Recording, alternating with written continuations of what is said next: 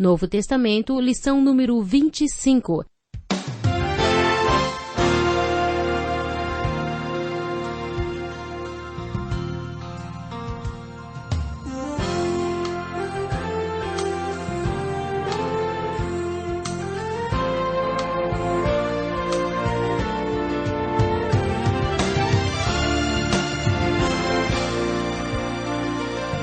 Talvez você tenha feito constantemente estas perguntas. Onde posso encontrar refúgio num mundo cheio de conflitos? Ou, como e onde posso encontrar força para vencer nesse mundo que oferece tantas derrotas? Acompanhe agora com o pastor Edson Bruno mais um programa Encontro com a Palavra.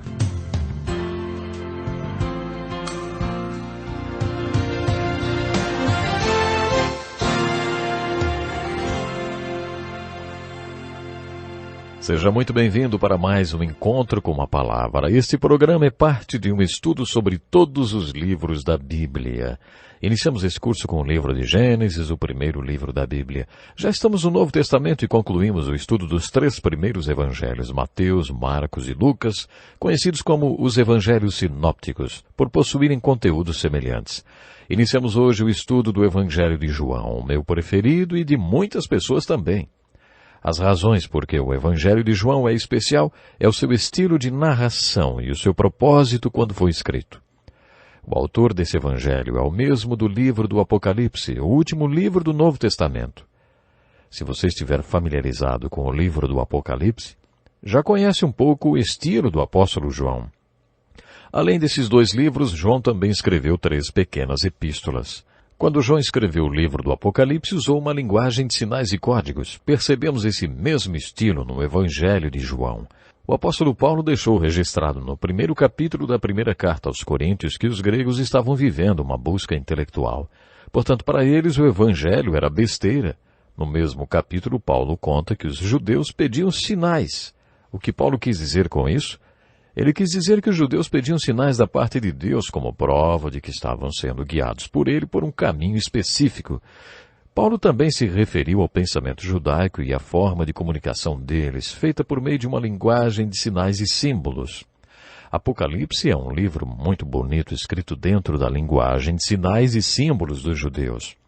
Quando João escreveu o 4º Evangelho e o livro do Apocalipse, inspirado pelo Espírito, foi como se ele escrevesse uma mensagem para o povo de Deus usando uma linguagem de códigos.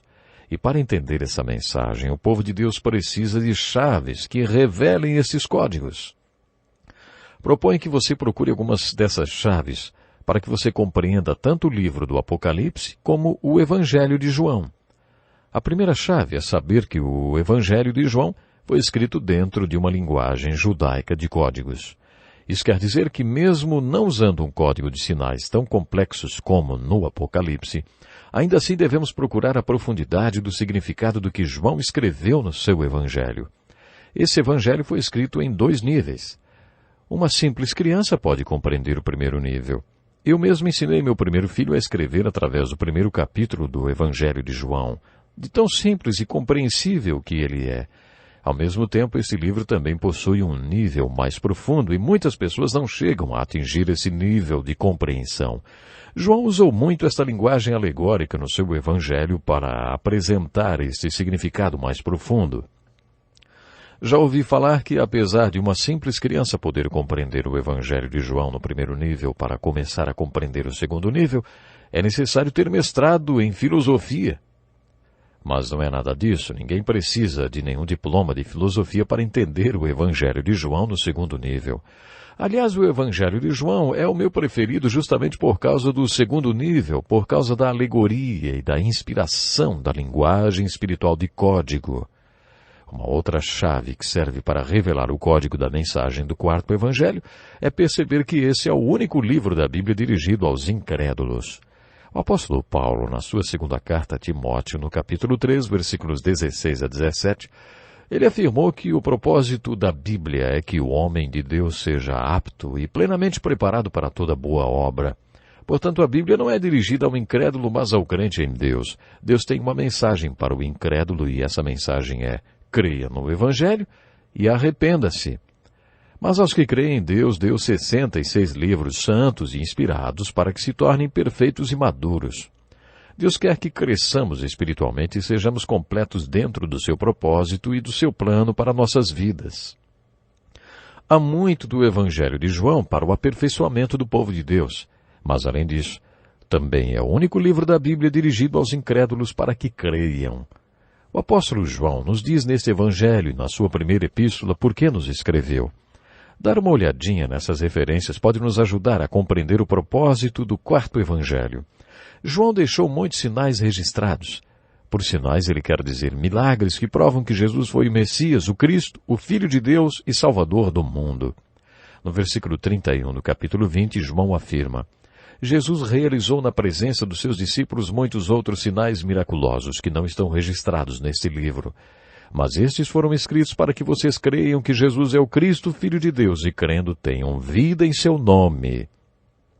O propósito de João, quando escreveu o quarto Evangelho, foi para nos ajudar, para que examinássemos o relato desses sinais, destas evidências que Jesus nos deixou, que provam que Ele é quem disse ser e qual foi o seu propósito nesse mundo. No último versículo desse Evangelho, João afirma que se ele tivesse contado todos os sinais que Jesus fez, não haveria livros suficientes para registrar tudo. Essencialmente, João nos diz que, entre todos os sinais miraculosos que Jesus fez, ele selecionou alguns, e se nós examinarmos esses registros, nos convenceremos que Jesus de Nazaré foi o Cristo, o Messias, o Filho de Deus. E que se nós crermos nessa verdade anunciada neste Evangelho, teremos vida eterna. Esse foi o propósito de João ao escrever o quarto Evangelho. Isso faz deste livro, dentro do cânon das Escrituras, um livro especial porque ele é dirigido ao incrédulo e afirma categoricamente que seu objetivo é que o incrédulo venha a crer. Entender qual foi o objetivo de João quando escreveu este Evangelho pode afetar profundamente a sua compreensão e nos fazer apreciá-lo ainda mais. É por isso que quando alguém diz ao pastor que quer começar a ler a Bíblia e pergunta por onde deveria começar, ele primeiro pergunta se a pessoa crê no Evangelho. Se a resposta for não, mas se ela está interessada, então o pastor sugere que comece pelo Evangelho de João, porque o objetivo de João foi fazer com que o incrédulo cresça e recebesse a vida eterna.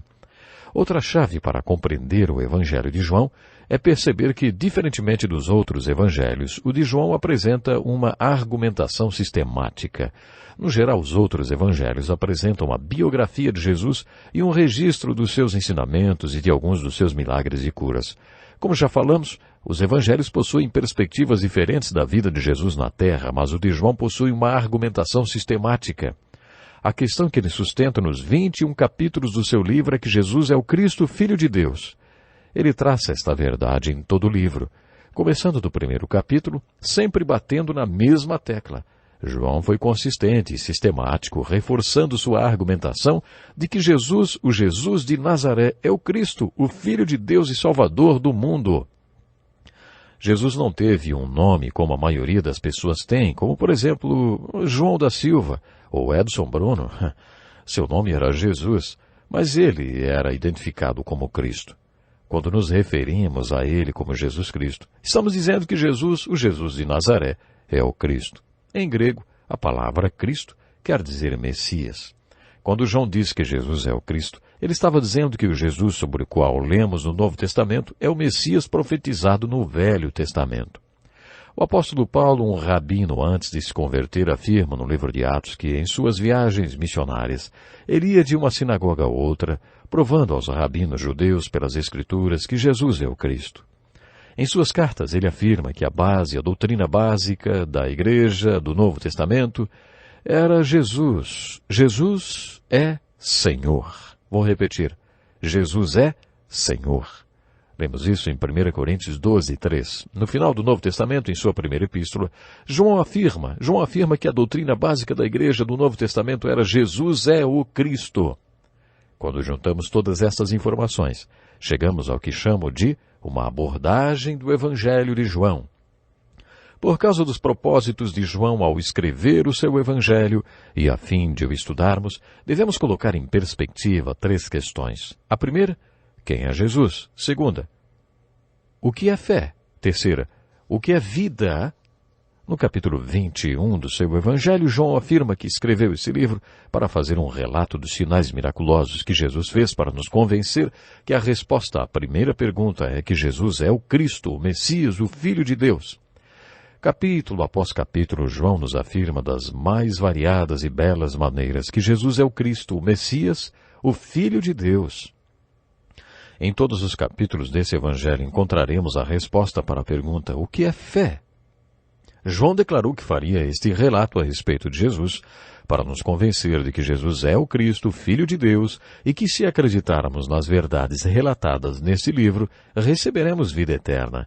Em todos os capítulos, João não está dizendo apenas para acreditarmos na sua argumentação sistemática sobre Jesus. Ele explica o que quer dizer quando nos exorta a crermos na sua argumentação sobre quem Jesus é. O que é fé? O conceito de fé é muito difícil de ser definido. Por isso, em todos os capítulos, João faz ilustrações sobre quem é Jesus e nos mostra o que significa crer que Jesus é o Cristo. Se entendermos e crermos em tudo que João falou sobre quem é Jesus, receberemos vida eterna. Essa vida eterna que ele menciona não é a vida que nunca acaba. Ele não está se referindo à quantidade de vida, mas sim à qualidade.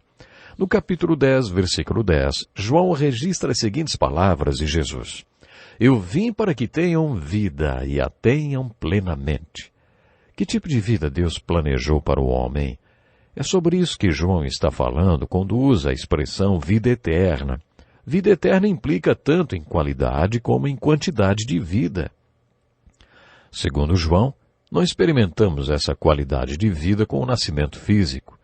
Mas se vivenciarmos o que ele chama de novo nascimento ou nascimento espiritual, aí sim teremos vida num plano mais elevado. Teremos vida mais abundante, ou então teremos vida eterna. Em todo o livro, João não apenas explica, mas também ilustra o que quer dizer com vida eterna. Então, quando lemos o livro de Jesus, devemos perguntar: João, o que é vida? O que você quer dizer por vida eterna? Lembre-se das perguntas que estaremos fazendo à medida que analisarmos o livro de João. Quem é Jesus? O que é fé? E o que é vida? Você verá que João responde a cada uma dessas perguntas em todos os capítulos do seu Evangelho. No primeiro capítulo, Jesus é apresentado como Cordeiro de Deus. No segundo, como aquele que transformou a água em vinho e como doador da alegria e da vida. No terceiro, como único Filho de Deus, única solução de Deus e único Salvador. No quarto, como água viva. No quinto, como a chave das Escrituras. No sexto, o pão da vida. No sétimo, o mestre da parte de Deus. No oitavo, aquele que sabe de onde veio e para onde está indo. No capítulo 9, luz do mundo. No 10º, o pastor de ovelhas. No capítulo 11, a ressurreição e a vida. No 12º, a semente de trigo que cai na terra e morre para que produza frutos e glorifica seu Pai. No 13º, o servo que lava os pés dos seus apóstolos. No 14º, aquele que diz: Eu sou o caminho, a verdade e a vida. No capítulo 15, a videira que procura por seus ramos. No capítulo 16, aquele que enviou o Santo Espírito. 17, o sumo sacerdote que intercede pela sua igreja. No capítulo 18, a testemunha que disse: Foi por isso que nasci e vim a esse mundo, para que eu possa dar testemunho da verdade. No capítulo 19, como o Cristo crucificado. No 20, o Cristo ressurreto. E no 21, a grande comissão de Cristo.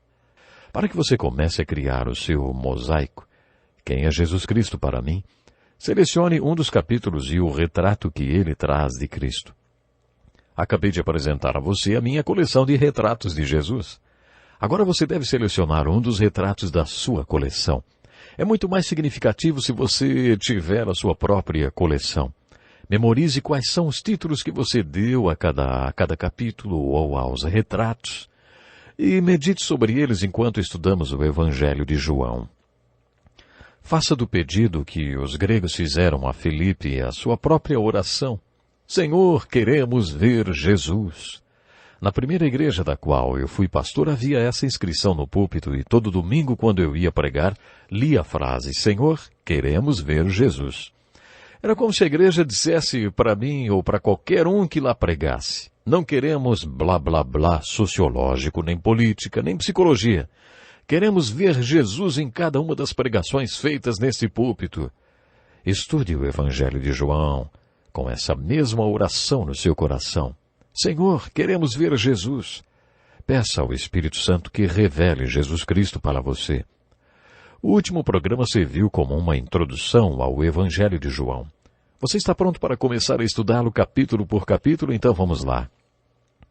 Os teólogos afirmam que os 18 primeiros versículos do Evangelho de João devem ser considerados como um prólogo. Uma vez ouvi um pregador dizer que, num sermão, o pregador deve dizer 3 coisas. Dizer sobre o que falar, falar o que se propôs a dizer e, por último, dizer tudo o que foi dito. Bom conselho este. É exatamente isso que o apóstolo João faz no seu Evangelho. Nos primeiros 18 versículos ele diz sobre o que vai falar. Do versículo 19 do primeiro capítulo até o versículo 30 do capítulo 12, ele diz aquilo que se propôs dizer. E nos versículos 30 e 31 do capítulo 20, João conta tudo o que disse anteriormente. Neste prólogo, João apresenta o Evangelho em miniatura, num formato condensado. Ele afirma que Jesus Cristo foi a palavra de Deus. A palavra é o veículo de um pensamento. Se você quer transmitir uma ideia, você usa a palavra. Deus transmitiu seus pensamentos ao homem através de Jesus. É isso que João quer dizer quando afirma que Jesus era a palavra. Essa palavra viva de Deus estava com Deus no início. Esta é a mensagem principal do Evangelho de João. A palavra se tornou carne e habitou entre nós, para que víssemos a glória de Deus. Deus queria que o homem tivesse mais do que a palavra escrita do Gênesis a Malaquias. Deus queria uma palavra que pudéssemos ver de carne e osso e com quem pudéssemos interagir. Em seu prólogo, João anuncia qual é o seu propósito ao escrever seu livro. Aquele que a palavra estava no mundo e o mundo não o reconheceu, veio para o que era seu, mas os seus não o receberam. Quando João fala veio para o que era seu, está se referindo ao povo judeu e a seguir ele passa a falar de maneira mais generalizada. Aos que o receberam, aos que creram no seu nome, deu-lhes o direito de se tornarem filhos de Deus, aos quais não nasceram por descendência natural, nem pela vontade da carne, nem pela vontade de algum homem, mas nasceram de Deus. Em outras palavras, nasceram de novo. É sobre isso que João fala sistematicamente em seu livro. Quando as pessoas respondem a Jesus e o recebem e creem nele, nascem de novo, não fisicamente, mas do Espírito. Elas nascem de novo de Deus. É sobre isso que João fala nos primeiros 18 versículos e em todo o livro. A primeira coisa que João fala a partir do versículo 19 é sobre o batismo de João. Você se lembra de João Batista? Falamos sobre ele quando estudamos os evangelhos sinópticos. Observe que o apóstolo João fala no seu prólogo sobre João Batista quando fala de Jesus, a palavra que veio ao mundo. E logo em seguida fala sobre João Batista, que foi um precursor de Jesus. No prólogo de João vemos que o autor afirma várias vezes que João Batista não era e não era. É interessante perceber que a entrada de Jesus e de João Batista em cena é cumprimento de uma promessa. Mas João Batista estava sempre dizendo, eu não sou, eu não sou, eu não sou. É o que lemos no capítulo 3. Eu não sou o Cristo, mas sou aquele que foi enviado adiante dele. É necessário que ele cresça e que eu diminua. Por outro lado, Jesus afirmava, eu sou, eu sou, eu sou, eu sou. Logo no primeiro capítulo lemos o registro do testemunho de João Batista quando batizou Jesus. Eu vi o Espírito descer dos céus como uma pomba e permanecer sobre ele. Eu não o teria reconhecido se aquele que me enviou para batizar com água não me tivesse dito, aquele sobre quem você vê o Espírito descer e permanecer, esse é o que batiza com o Espírito Santo. É esse o testemunho que João repete sistematicamente em seu livro. No capítulo 1 ele fala que Jesus é o Filho de Deus porque o Espírito veio sobre ele como uma pomba enquanto ele estava sendo batizado por João Batista. Ainda no primeiro capítulo, João Batista apresenta Jesus mais uma vez para seus discípulos, entre eles André. Vejam, é o Cordeiro de Deus. Depois disso, os discípulos de João passaram a seguir Jesus. Jesus então vira-se e pergunta a eles, o que vocês querem? Essa é uma pergunta importante. Nós fomos criados com capacidade de escolher e Deus nunca vai violar esse direito. O direito de escolha é sagrado para Deus e nos torna a imagem e semelhança do nosso Criador. É claro que arcamos com as consequências das nossas escolhas, mas mesmo assim podemos fazer nossas próprias escolhas. Quando Jesus perguntou àqueles homens o que vocês querem, eles responderam: Rabi, onde estás hospedado? Essa foi uma pergunta bem pragmática e Jesus respondeu com o mesmo pragmatismo: venham e vocês verão. O texto continua relatado que eles seguiram Jesus e todos morreram por ele, por causa do que viram quando assumiram o compromisso de ir e ver. Um desses homens chamava-se Natanael, que aparentemente era um homem muito temente a Deus. É provável que todos os que se tornaram apóstolos conhecessem bem as Escrituras. Mas Natanael parecia ser extremamente devoto. E as Escrituras dão a entender que ele tinha seus momentos de meditação na palavra e oração debaixo de uma figueira. Ninguém além dele mesmo sabia disso, só ele e Deus. Quando Jesus o encontrou, disse: aí está um verdadeiro israelita em quem não há falsidade. Em outras palavras, esse é um santo judeu. Natanael respondeu: de onde me conheces? E Jesus disse: eu o vi quando você ainda estava debaixo da figueira, antes de Felipe o chamar. Natanael foi convencido e falou: mestre, tu és o Filho de Deus, tu és o Rei de Israel. Como Jesus sabia que Natanael buscava Deus debaixo da figueira? Natanael ficou maravilhado. Mas Jesus acrescentou: você crê porque eu disse que o vi debaixo da figueira? Você verá coisas maiores do que essa. Será que, assim como Natanael, você também tem um lugar onde se encontra com Deus? E agora, você se lembra das 3 perguntas do início do programa? Quem é Jesus? O que é fé? E o que é vida? Quem é Jesus no capítulo 1? Jesus é a palavra que se tornou carne e viveu entre nós. A graça e a verdade vieram através de Jesus. Jesus nos deu também a graça para podermos aplicar a verdade que veio por meio dele. Quem é Jesus no capítulo 1? Ele é a palavra eterna em carne, para que possamos ver Deus expresso através do homem e também sua glória e sua graça. Ele é o Cordeiro de Deus que tira o pecado do mundo. Você pode descobrir outros títulos para Jesus no capítulo 1 de João. Quem é Jesus? O que é fé no capítulo 1? Fé é responder a Jesus. Quando a palavra eterna, Jesus, veio em carne e viveu entre nós, ela foi para os judeus, mas esses não a receberam.